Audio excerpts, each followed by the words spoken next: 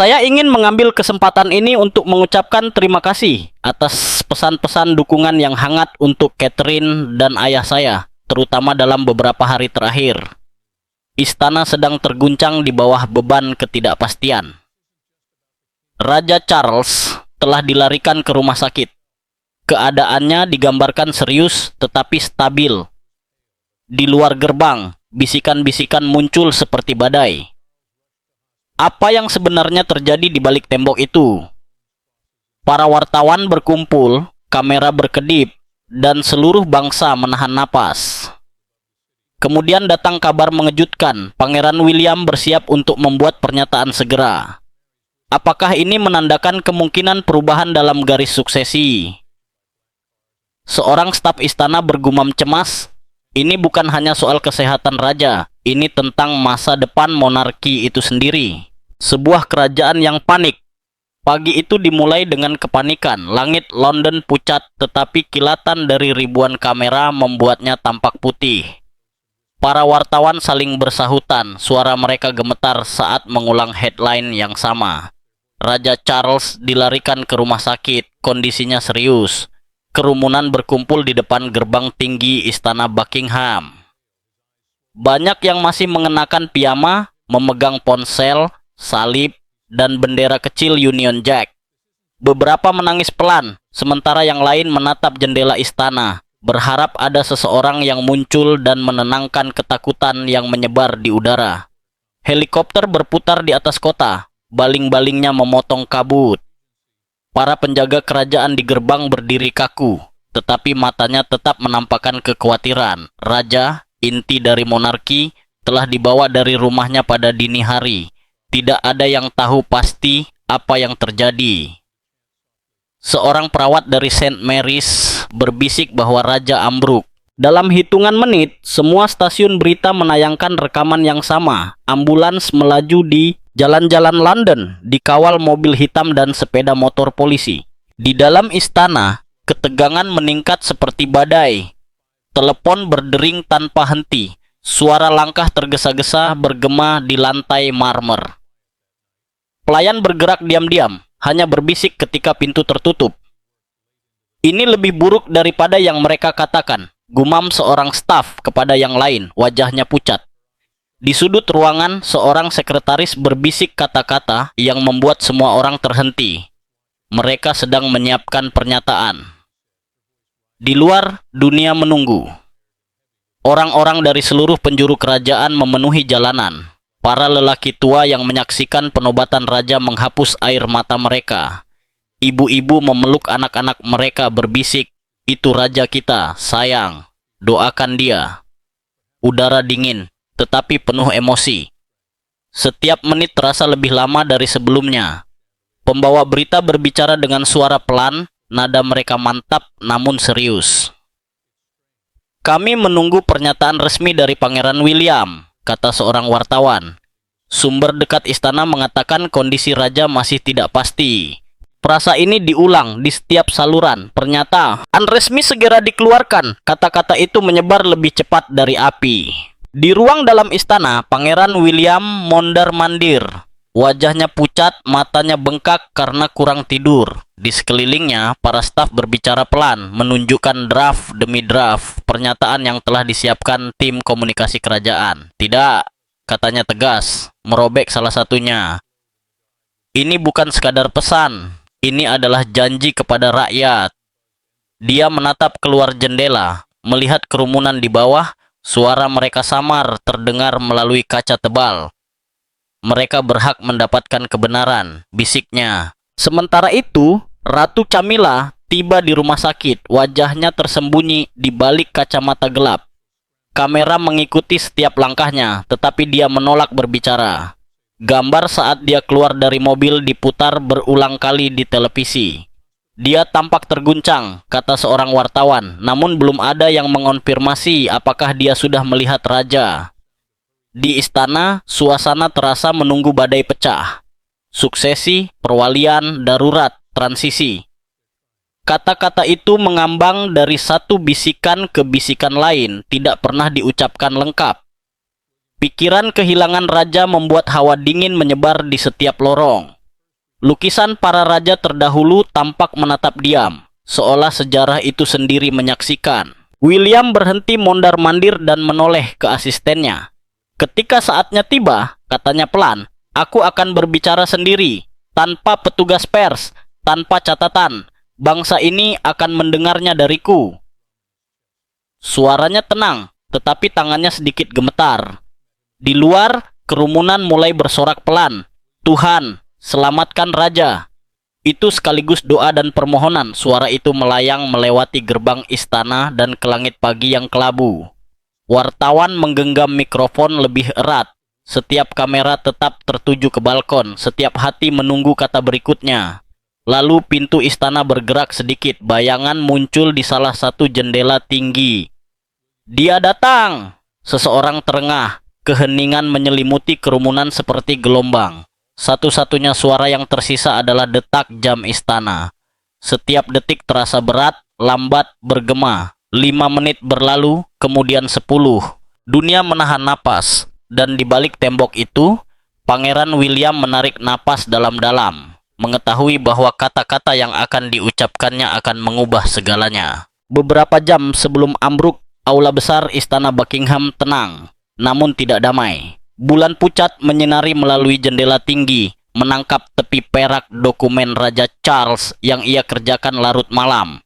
Meja dipenuhi berkas resmi, laporan, pidato, dan draft yang ia tolak untuk ditinggalkan. Tangan sedikit gemetar saat menulis, tetapi kebanggaannya tidak membiarkan dia berhenti. Camilla masuk, matanya tajam penuh kekhawatiran dan frustrasi. Dia telah melihat kelelahan itu berkembang selama berminggu-minggu. Bahu yang merosot, cara ia mengusap dada saat mengira tidak ada yang melihat. Namun, ia tetap bersikeras melanjutkan tugasnya. Kamu harus istirahat, katanya. Suaranya meninggi karena takut tersembunyi. Kamu tidak bisa menunjukkan kelemahan di depan dunia. Ia menatap pelan, mata lelah penuh makna. Kamu lebih peduli pada kamera daripada hatiku, gumamnya, mendorong dokumen lain ke samping. Kata-kata itu menusuk, menggantung di udara seperti asap di antara mereka. Camilla menoleh, menggigit bibir, antara marah dan cinta. Keheningan yang mengikuti terasa berat, seolah dinding itu sendiri menahan napas. Makan malam tegang, raja hampir tidak menyentuh makanannya. Garpuknya sekali menyentuh piring, lalu berhenti. Camilla memperhatikan setiap gerakan, mencoba menyembunyikan ketakutannya. Mungkin kita harus memanggil dokter, katanya pelan. Dia menggeleng. Aku sudah melewati yang lebih buruk, gumamnya, meski suaranya tidak sekuat biasanya.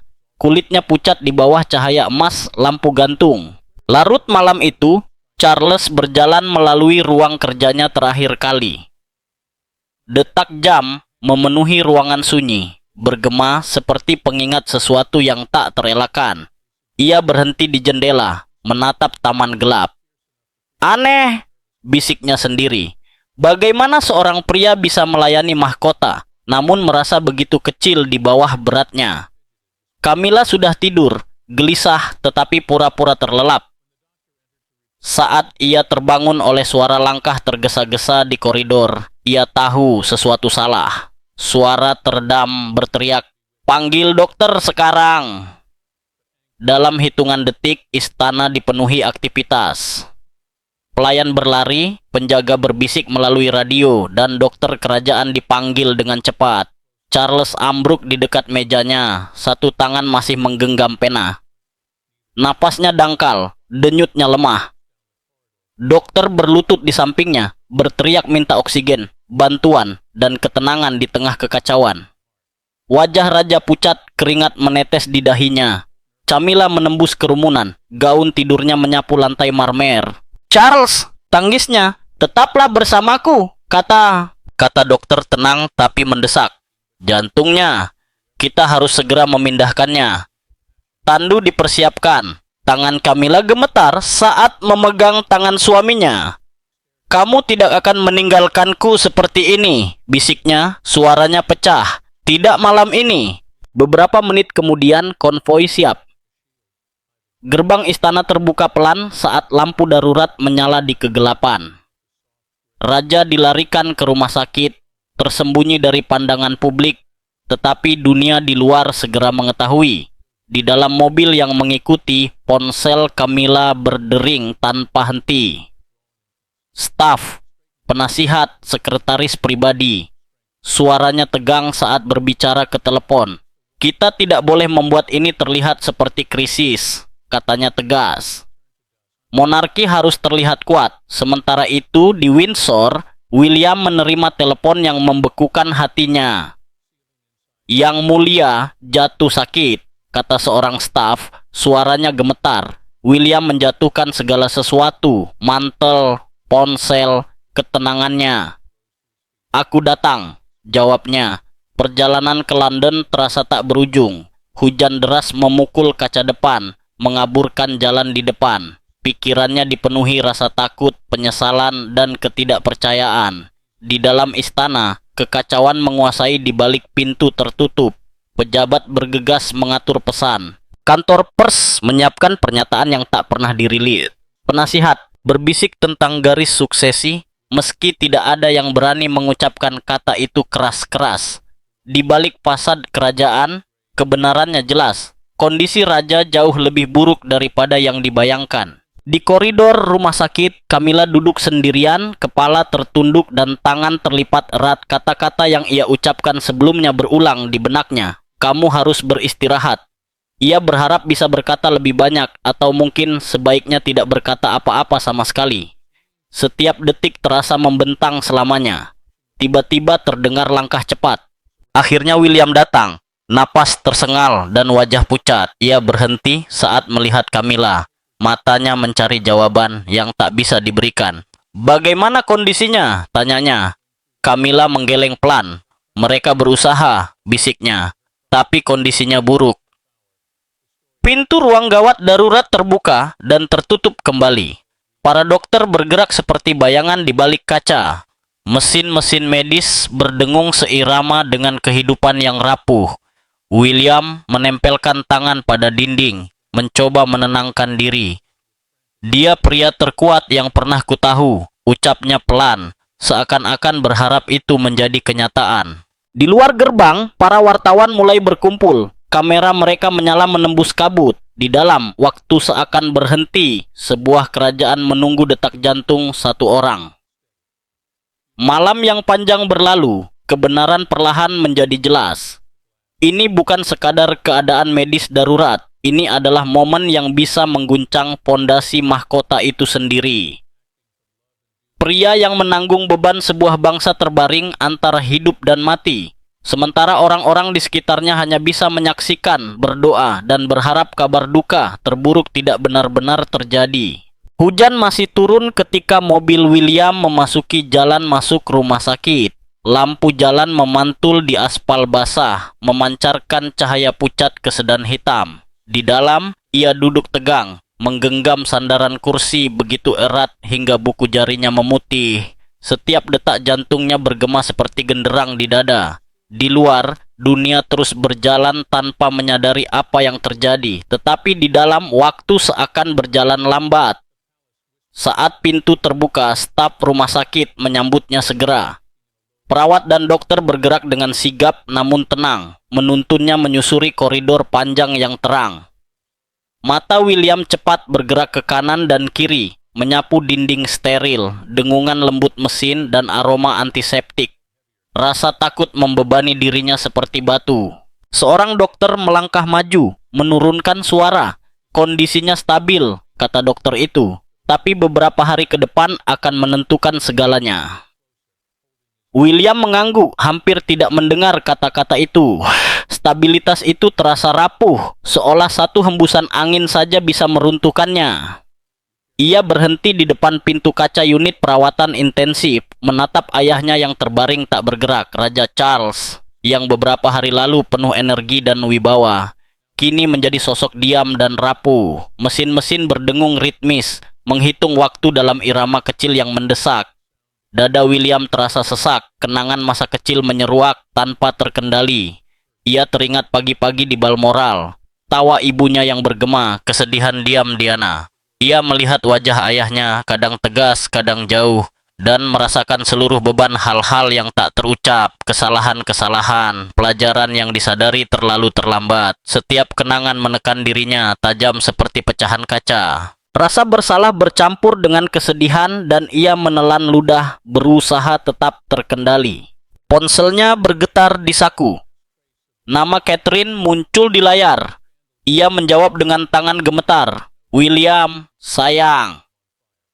Suaranya tenang tapi tegas, menjadi pegangan di tengah badai. "Kamu harus kuat.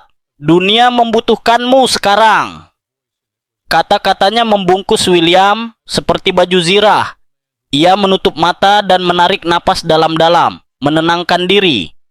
"Aku akan," bisiknya, meski ketidakpastian masih menghantui. Di kapel rumah sakit, William mencari sudut yang tenang. Cahaya lilin yang berkedip memantulkan bayangan di wajahnya, menyoroti ketegangan dan kekhawatiran yang terukir di raut wajahnya. Ia berlutut, menyatukan tangan, berbisik kata-kata yang hampir tak terbentuk. "Belum sekarang, ayah," ucapnya, suaranya pecah. "Tolong, belum sekarang. Aku membutuhkanmu. Dunia membutuhkanmu." Waktu seakan berhenti. Di luar kapel, rumah sakit tetap dengan ritme bip dan langkah kaki. Namun, di dalam, William terjebak di antara masa lalu dan saat ini, antara harapan dan putus asa. Setiap suara, gemerincing kereta jauh, langkah perawat yang lembut, membuatnya terkejut. Setiap detak monitor mengingatkannya pada rapuhnya kehidupan. Ia teringat saat masih bocah, menatap air mata ibunya, merasa tak berdaya. Ia mengingat pelajaran dari ayahnya, kesalahan, kesalahpahaman, dan momen-momen ketika harga diri dan keras kepala memisahkan mereka. Kini peran telah berubah. Ialah yang harus tetap kuat, yang harus menahan garis untuk keluarga, mahkota, dan negara. William bangkit dari bangku, mondar-mandir di kapel kecil itu. Beban harapan menekannya, lebih berat dari pedang atau perisai manapun. Ia menempelkan tangan ke kaca jendela yang dingin, menatap hujan yang membasahi kota. London tampak jauh dan dingin, namun beberapa jam lagi akan menyaksikan hasil malam yang penuh ketidakpastian. Ia berbisik lagi, "Tetaplah bersamaku, ayah. Belum sekarang. Masih ada yang harus dilakukan. Masih banyak yang harus diucapkan." Staf rumah sakit sesekali memeriksa. Suara tenang, mereka mencoba menenangkan. Setiap laporan disampaikan hati-hati. Namun William menelan setiap kata. Mencari tanda perbaikan, mencari harapan. Para dokter berbicara tentang menstabilkan detak jantung, tekanan darah, dan tanda vital lainnya. Tetapi William tahu di balik angka itu ada kehidupan manusia yang rapuh. Seorang pria yang menanggung beban bangsa dan keluarga di pundaknya. Bahkan berdiri di kapel yang sunyi, William merasakan beratnya peran itu menekan, bukan hanya sebagai seorang anak, tetapi sebagai calon raja. Setiap keputusan, setiap pergerakan monarki kini tampak bergantung padanya. Suara Catherine masih terngiang di benaknya. "Dunia membutuhkanmu sekarang." Ia mengangguk diam-diam, menenangkan dirinya, berusaha menahan ketakutan dan memelihara harapan. Meski setiap sarafnya menjerit takut. Menit-menit terasa seperti jam. Dengungan halus mesin rumah sakit menjadi latar bagi pikirannya.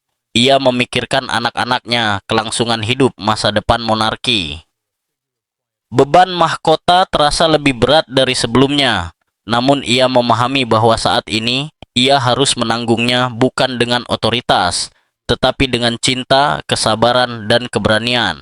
Akhirnya, seorang perawat muncul di pintu kapel, memberi isyarat bahwa ia bisa melihat ayahnya lagi. William melangkah maju perlahan, setiap langkah terukur, setiap tarikan napas menenangkan tekadnya. Ia kembali menempelkan tangannya pada pintu kaca, seperti yang ia lakukan di kapel. Menatap Charles yang diam tapi masih hidup, ia berbisik, "Kami di sini, ayah. Kamu tidak sendiri.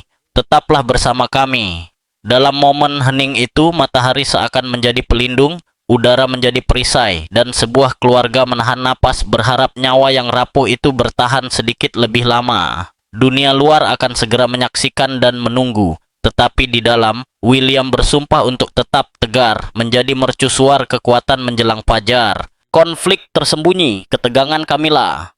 Matahari pagi hampir menyentuh jendela rumah sakit saat Camilla tiba. Mobilnya meluncur di tengah kerumunan kamera dan kilatan lampu. Wartawan berteriak pertanyaan, tapi ia mengabaikannya. Rahangnya mengeras, mata tersembunyi di balik kacamata gelap. Ia melangkah cepat di koridor, tumitnya menapak di lantai keramik seperti detak jam. Saat ia sampai di suite pribadi, udara di dalam sudah berat dengan ketegangan dan ketakutan yang tak terucap. "Di mana dokternya?" tuntutnya begitu memasuki ruangan. Suaranya menembus kesunyian. Seorang perawat muda mencoba menjelaskan bahwa tim medis sedang berkeliling, tapi Camilla memotongnya. "Tidak ada penundaan," katanya tegas. "Aku harus tahu setiap detail kondisi yang mulia." Tangannya sedikit gemetar, tapi ia menyembunyikannya di belakang punggung. Di balik ketenangan yang tampak rapi, panik menyala, gelisah, dan kuat. Ketika seorang staf senior dengan lembut menyarankan agar ia beristirahat, ketenangannya retak. "Aku permaisuri," bentaknya. Nada suaranya cukup tajam untuk membekukan udara. "Aku tidak beristirahat, aku memimpin." Kata-katanya bergema di ruangan seperti tantangan. Mereka yang ada di sekitarnya saling bertukar pandang cemas, tak tahu harus merespons bagaimana. Kepemimpinan selalu menjadi perisainya, tetapi saat itu terdengar lebih seperti keputusasaan daripada otoritas. William berdiri beberapa langkah jauhnya, menyaksikan diam-diam. Ia melihat kelelahan di matanya, cara jari-jarinya gelisah meski berusaha terlihat terkendali. Sesaat ia merasa iba padanya, tetapi rasa iba itu segera digantikan frustrasi. Ketika dokter masuk untuk melaporkan bahwa Raja stabil tetapi masih kritis, Camilla memotong pembicaraan menanyakan reaksi media, penampilan publik, dan kelanjutan kegiatan kerajaan. Rahang William mengeras. "Ini bukan waktu untuk memikirkan kamera atau acara," katanya tegas. "Kamu harus berada bersamanya." Suaranya mantap, tetapi kemarahan terselubung di balik kata-kata. Ia menatapnya, mencoba memahami bagaimana Camilla bisa memikirkan hal lain selain pria yang terbaring tak sadarkan diri beberapa pintu dari situ. Camilla menoleh padanya, mata menyala. "Monarki tidak berhenti karena sakit," balasnya dingin. "Ayahmu akan mengharapkan kekuatan, bukan berkabung." Kata-katanya penuh keyakinan dan ketakutan, tetapi bagi William, itu seperti es. Ia melangkah lebih dekat, menurunkan suaranya. "Ini bukan tentang monarki," katanya. "Ini tentang ayahku, suamimu. Dia membutuhkanmu." Sepanjang waktu, keduanya diam. Dengungan mesin di koridor mengisi keheningan di antara mereka. Bibir Camilla menekan tipis. Di balik sikap tenangnya, William bisa melihat badai emosi. Cinta, takut, dan harga diri, semuanya bertabrakan dalam satu hati. Tantangan Camilla adalah bentuk pertahanan, cara mempertahankan kontrol ketika segalanya terasa hilang. Seorang staf mendekat, gugup membawa folder berisi pembaruan medis terbaru. Camilla merampasnya, memindai lembaran itu, meski kata-katanya tampak kabur. "Aku tidak akan membatalkan agenda minggu ini," ujarnya, hampir untuk dirinya sendiri. "Rakyat harus melihat bahwa mahkota tetap teguh." Suaranya gemetar, tetapi ia memaksakan kekuatan dalam setiap kata. Kesabaran William putus. "Rakyat akan mengerti," katanya tegas. "Mereka akan melihat martabat dan kasih, bukan penyangkalan." Matanya terkunci dengan matanya Camilla. Sebuah pertempuran diam berlangsung di ruangan kecil, steril itu. Camilla menghela napas, bahunya tegang. "Kamu masih belajar, William," gumamnya. "Kekuasaan tidak menunggu kenyamanan." William menatapnya, terkejut. "Mungkin kau lupa, kekuasaan tidak berarti apa-apa tanpa kemanusiaan," katanya pelan. Kata-katanya menggantung di udara, tajam namun tenang, sebelum ia berbalik dan keluar, meninggalkannya berdiri di sana, masih memegang kertas itu seperti perisai. Saat ia pergi, permaisuri menundukkan pandangan. Untuk pertama kalinya sejak tiba, kepercayaan dirinya goyah. Ia tenggelam di kursi dekat jendela, menatap langit abu-abu lembut di luar kaca. Charles, bisiknya pada diri sendiri. Kau meninggalkanku menghadapi badai sendirian. Bayangannya menatap kembali, menunjukkan seorang wanita yang terbelah antara tugas dan pengabdian. Di luar suite, William bersandar pada dinding, menutup mata. Ia masih bisa mendengar kata-katanya. Monarki tidak berhenti karena sakit, bergema di kepalanya. Udara di antara mereka telah menjadi dingin. Garis antara keluarga dan kekuasaan tertarik tegas. Di dalam, Camilla duduk diam, suara monitor terdengar samar. Ia mengerahkan bahunya kembali, mengenakan kembali topeng kekuatan. Di mata dunia, ia tampak tak tergoyahkan. Tetapi di ruangan sunyi itu, tempat harga diri bertarung dengan ketakutan, ia hanyalah seorang wanita yang takut kehilangan segalanya. Suaminya, mahkotanya, dan citra rapuh yang telah ia perjuangkan seumur hidup. Saat hari berganti senja, William dan Camilla berdiri di sisi yang berlawanan antara cinta dan kewajiban. Seorang putra menjaga hati ayahnya, dan seorang istri menjaga tahtanya. Jam telah melewati tengah malam saat pertemuan istana dimulai. Pintu kayu ek berat suite pribadi tertutup rapat, menahan badai emosi dan ketegangan di dalam. William duduk di kepala meja, matanya terpaku pada permukaan yang dipoles, jarinya mengetuk dengan ritme mantap. Di sekelilingnya, penasihat senior berbisik cemas, tak tahu bagaimana menasihati seorang pangeran yang terbelah antara tugas dan keluarga. Setiap kata, setiap keheningan, membawa berat sebuah bangsa yang mengintai dari bayangan. Setelah berjam-jam berdiskusi, William akhirnya berdiri. Wajahnya pucat, rahangnya terkatup, tapi suaranya tenang. Ini tidak bisa terus berlanjut, katanya pelan. Namun, ruangan itu merasakan getaran ketegasan dari kata-katanya. Rakyat berhak mendapatkan kestabilan, dan ayahku berhak mendapatkan ketenangan. Aku harus bertindak. Seorang penasihat menelan ludah sebelum berbicara.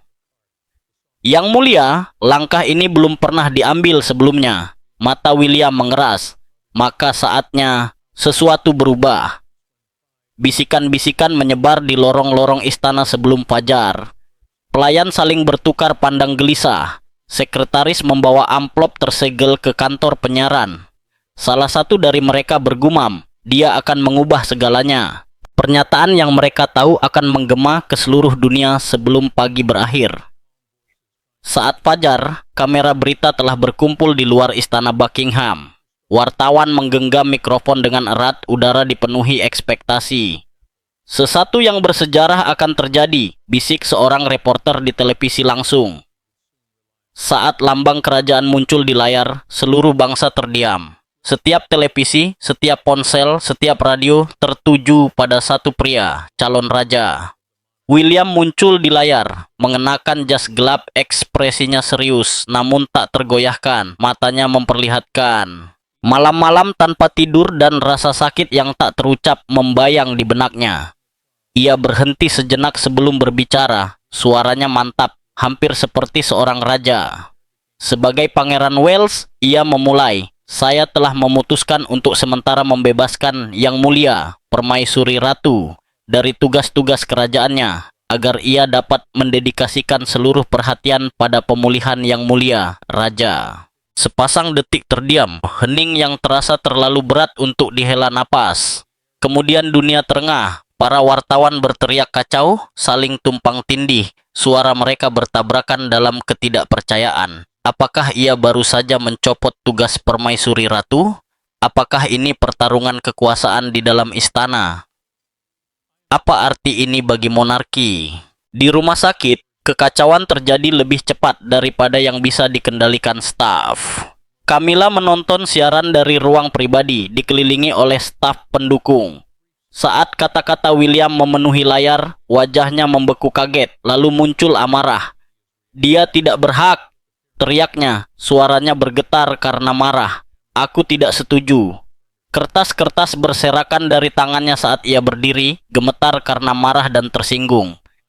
Para staf bergegas menenangkan, tapi ia menepis mereka, suaranya bergema di koridor. Hubungi Clarence House. Aku ingin bicara dengan direktur komunikasi sekarang. Mahkotanya mungkin simbolis, tetapi harga dirinya terbuat dari api. Dalam hitungan menit, ledakannya menjadi bisik-bisik di kalangan staf, dan setengah jam kemudian, cerita itu sudah bocor. Di seluruh kota, layar televisi menampilkan judul besar, "Kejutan Kerajaan, Pangeran Wales membebaskan permaisuri dari tugas." Monarki yang dibangun dari berabad-abad diam dan tradisi kini terguncang oleh satu pernyataan berani. Di dalam rumah sakit, William berdiri di dekat tempat tidur ayahnya, tidak mengetahui badai yang sedang berkecamuk di luar. Ia menatap sosok rapuh di depannya dan berbisik, "Aku melakukan apa yang harus kulakukan, ayah. Aku melakukannya untukmu." Dengungan monitor jantung menjadi satu-satunya jawaban. Sementara itu, pejabat istana bergegas menahan kerusakan. Jalur telepon sibuk dengan panggilan panik. Tim humas menyusun pernyataan untuk meredam dampak. "Ini sementara," ucap seorang staf dengan putus asa. "Hanya langkah sementara." Tapi dunia telah memberi penilaian. Beberapa menyebut William berani, lainnya menilai kejam. Camilla, di sisi lain, duduk dalam diam. Amarahnya kini berganti dengan ketidakpercayaan. Bayangannya di jendela rumah sakit menatapnya pucat dan lelah setelah bertahun-tahun. Ia berbisik pada diri sendiri, "Mereka masih melihatku sebagai orang luar." Ia menempelkan tangan gemetar di kaca, menatap kilatan lampu kamera di luar. Malam itu, William kembali ke ruangannya yang sementara. Suara Catherine di telepon lembut namun tegas. "Kamu melakukan yang benar," katanya. Meski dunia mungkin belum melihatnya. William menarik napas panjang, menatap kegelapan di luar jendela. "Terkadang," bisiknya pelan, "melakukan yang benar terasa seperti merusak hal yang seharusnya kita lindungi." Monarki kini terpecah. Seorang putra bertindak dari cinta dan tanggung jawab, dan seorang permaisuri terluka oleh harga diri dan penghinaan. Suara William tetap bergema di seluruh negeri, membentuk sejarah kata demi kata. Dan meski badai baru saja dimulai, dunia kini mengetahui satu kebenaran. Mahkota yang dulu tak tersentuh telah terguncang di intinya. Bagaimana reaksi Camilla? Istana menyaksikan Camilla membalas. Saat berita itu menyebar ke seluruh kerajaan, amarahnya membara seperti api liar. Suite pribadinya menjadi pusat badai. Tirai tertutup, lampu meredup, tetapi suaranya menggema di ruangan. "Dia menghancurkan semua yang kubangun," teriaknya, wajahnya pucat karena marah. Permaisuri yang dulu memimpin dengan pesona tenang, kini berdiri gemetar oleh amarah. Para staf bertukar pandang cemas, tak yakin harus menenangkan atau mundur. Kekuatan yang ia jaga bertahun-tahun kini terlepas, dan ia bisa merasakannya. Dalam beberapa jam, jalur telepon sibuk dengan panggilan rahasia. Camilla menghubungi sekutu terdekatnya, pelayan senior, teman lama, staf terpercaya yang setia padanya sejak awal. "Kita tidak boleh membiarkan ini terjadi," bisiknya tajam. "Dia tidak boleh mempermalukanku di depan dunia. Aku masih permaisuri." Kata-katanya penuh rasa sakit dan perlawanan. Beberapa mencoba menenangkannya, memperingatkan bahwa simpati publik berada di pihak William, tapi ia tidak mau mendengar. "Dia belum raja," katanya tegas, "dan sampai hari itu tiba, aku tidak akan tunduk padanya." Di istana, bisik-bisik semakin keras. Rumor pertemuan rahasia mulai beredar. Larut malam, mobil bolak-balik melalui gerbang belakang. Di dalam, Camilla duduk dikelilingi lingkaran setianya, berbicara dengan suara rendah dan komando. "Kita harus mengubah cerita," katanya. "Dunia harus melihatku sebagai korban, bukan dia." Rencana terbentuk diam-diam. Kontak pers diberitahu. Sekutu di media diingatkan akan jasa lama. "Kita tidak boleh membiarkan dia mengendalikan narasi," katanya dengan nada dingin. "Aku masih permaisuri." Sementara itu, William tetap berada dekat ayahnya, tak menyadari badai yang mengumpul di balik dinding rumah sakit. Tapi Camilla tidak memikirkan perdamaian. Ia memikirkan kekuasaan. Mahkotanya kini terasa lebih berat, bukan dari emas, tapi dari harga diri. Setiap kata William di televisi berulang di benaknya, seperti luka yang tak kunjung sembuh. Ia melihat wajah tenang William, nada suaranya yang hati-hati, keputusannya mencopot tugasnya dan itu membuatnya marah. Lalu muncul perubahan tiba-tiba. Sebuah gerakan lemah di tempat tidur rumah sakit. Charles membuka matanya. Suaranya lemah, hampir berbisik. Para dokter segera mundur memberi mereka sejenak privasi. Camilla mendekat, menggenggam tangan suaminya erat. "Kamu harus bicara dengan mereka," desaknya. "Katakan aku harus tetap di sisimu. Katakan dia tidak berhak mengambil apa yang kita bangun." Suaranya gemetar antara cinta dan putus asa. Charles menatapnya dengan mata lelah. Napasnya dangkal, wajahnya pucat. "Camilla," gumamnya perlahan, "kamu lebih peduli pada penampilan daripada padaku." Ia terdiam, terkejut oleh nada suaminya. Ia menoleh, kata-katanya menusuk lebih dalam dari luka manapun. "Sekali ini, Camilla," bisiknya, "jadilah istri, bukan tajuk berita." Keheningan menyelimuti ruangan. Genggaman Camilla melemah. Ia ingin membela diri, tetapi kata-kata tidak keluar.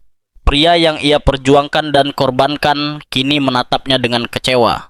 Ia menutup mata lagi, kekuatannya memudar dan menoleh. Camilla berdiri terdiam lama. Detak monitor jantung menjadi satu-satunya suara di antara mereka.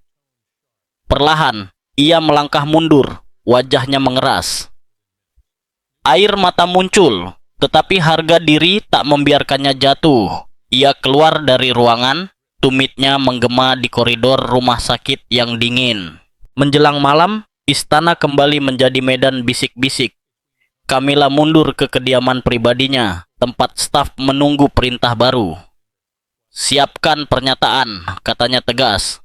"Sesuatu yang mengingatkan dunia siapa aku." Nada suaranya membawa dinginnya tekad terakhir.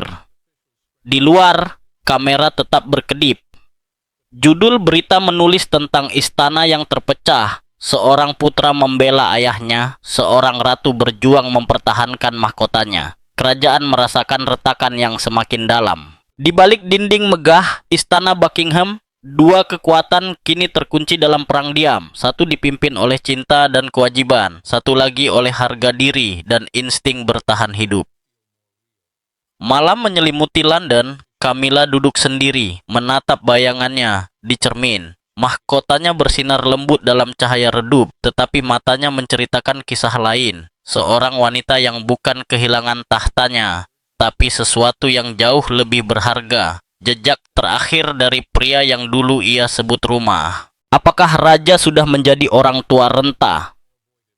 Rekaman itu menyebar dari satu layar ke layar lain, dibagikan, diputar ulang, dianalisis. Suara yang dulu penuh wibawa dan kekuasaan kini terdengar penuh ejekan. Menjelang siang, gerbang istana dikelilingi oleh kerumunan yang berteriak. Wartawan menyebutnya skandal kerajaan paling merusak dalam beberapa dekade.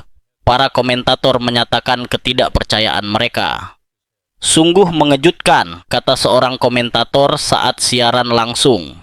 "Mendengar kata-kata seperti itu dari seorang permaisuri bisa mengguncang monarki hingga ke intinya." Media sosial meledak dengan kemarahan. Tagar yang menuntut pengunduran dirinya membanjiri internet. Meme mengejeknya, sementara yang lain menjadikan kutipannya sebagai senjata.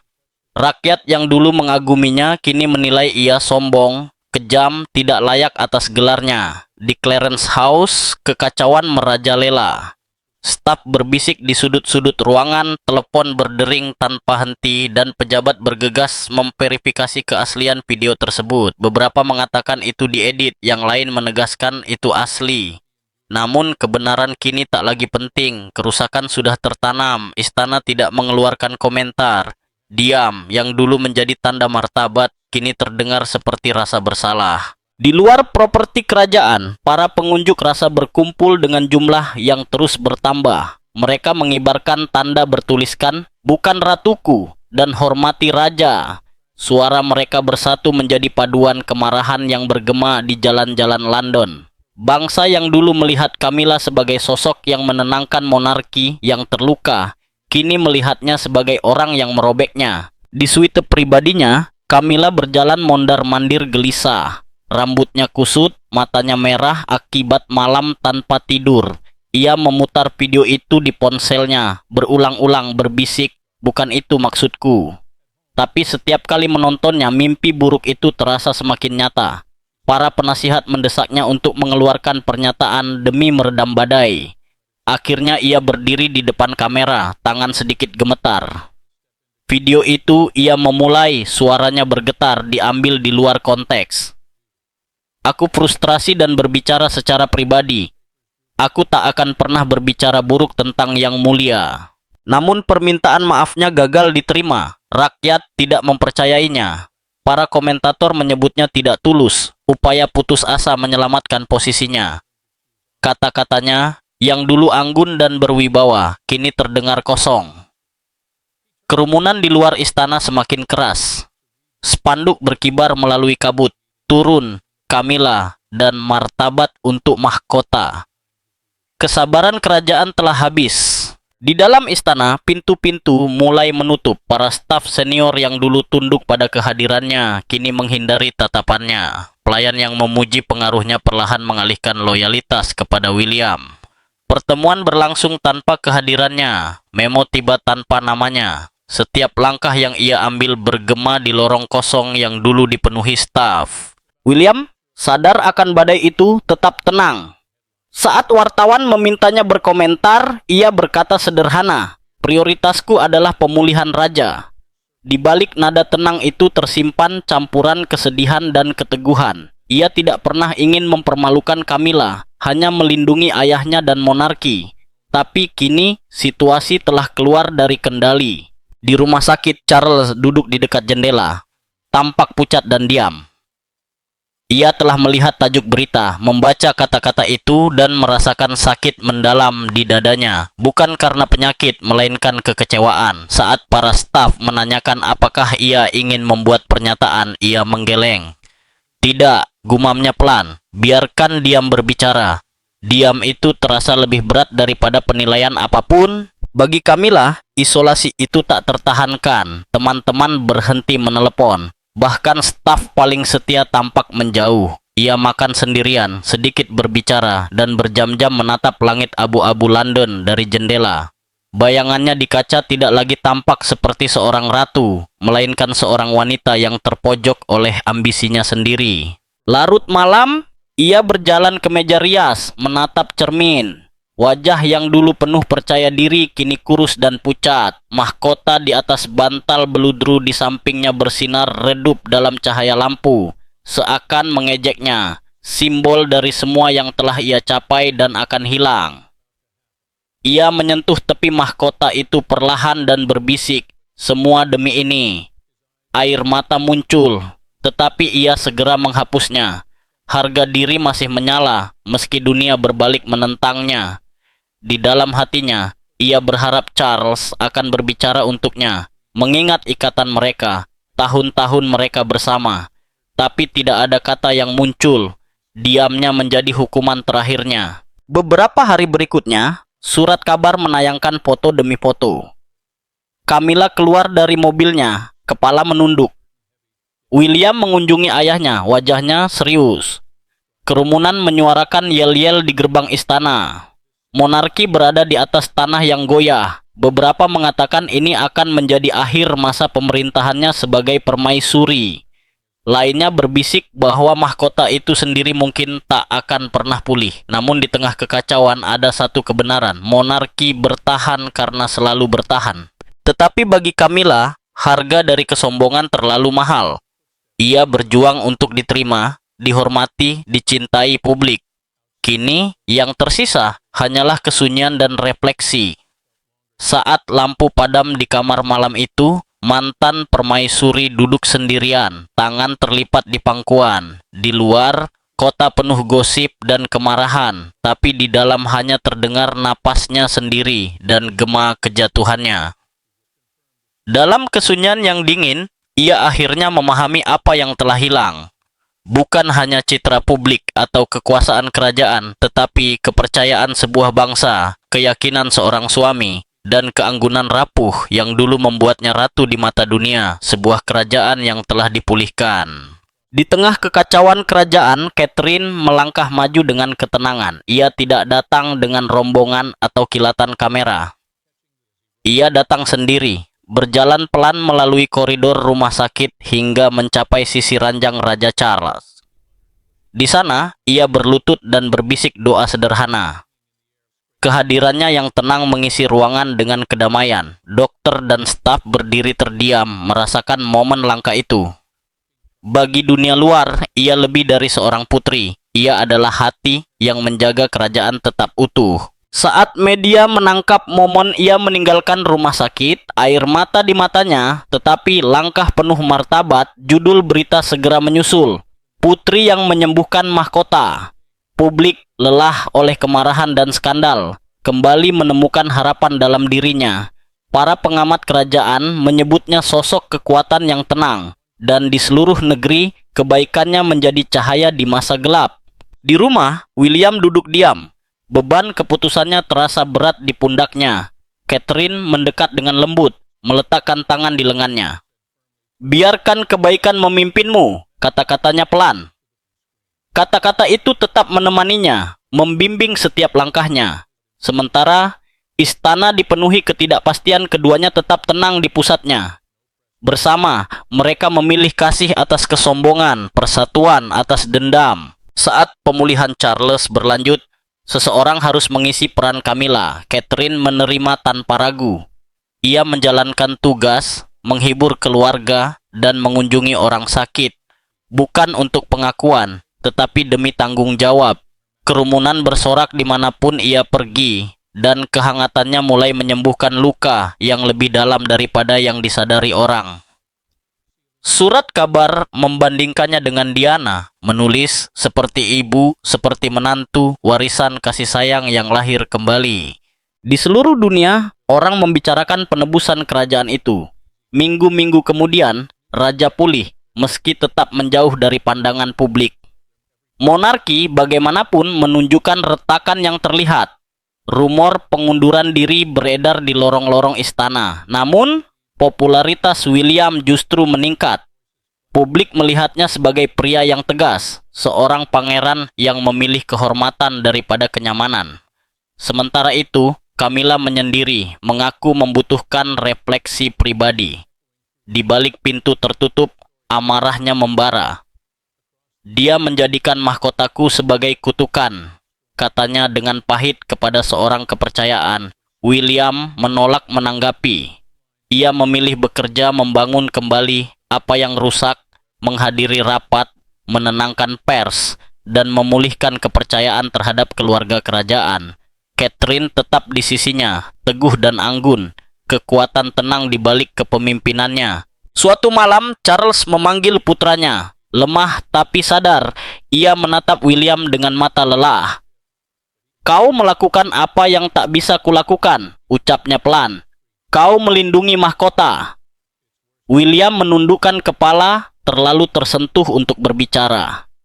Malam itu, ia berdiri di balkon istana, menatap cahaya kota yang berkedip di bawah. Udara hening, beban terasa berat, namun kedamaian tetap ada. Ia tahu kebenaran yang akan menentukan masa depan mereka. Raja masih hidup, tetapi monarki telah berubah selamanya. Melalui rasa sakit, monarki itu telah lahir kembali.